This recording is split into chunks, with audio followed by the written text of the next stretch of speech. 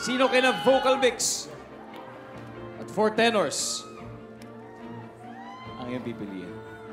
Sa totoo lang po, I am very lucky na merong klaseng tao na katulad nyo na naniniwala sa akin kahit baguhan pa lang ako sa industry na to.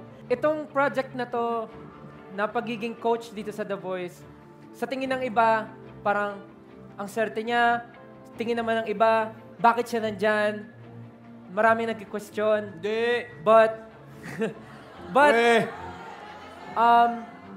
actually, sometimes, as a performer, kine-question mo rin yung sarili mo. Kung ano ba talaga yung credibility mo, ano ba talaga yung skill mo.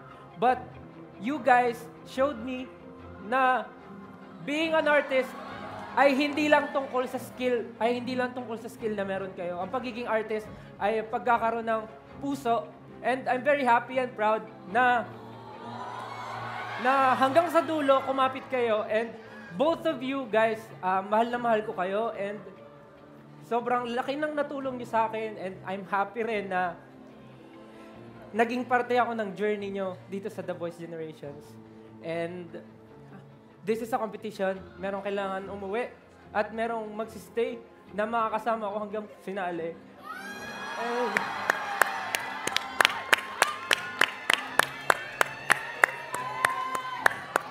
hindi maaalis sa feelings naming mga coach na malungkot kasi meron talagang uuwi na napamahal na kayo sa amin, and naging parte na rin kayo ng buhay namin somehow dito sa The Voice Generation. And tonight, pipili ako ng isang artist na dadalhin ko sa finale. Let's go, Stel!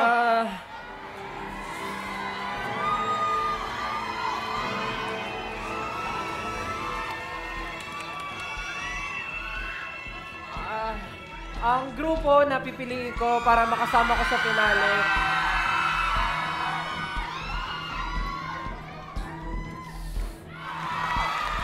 vocal mix, makakasama ko pa kayo sa finale.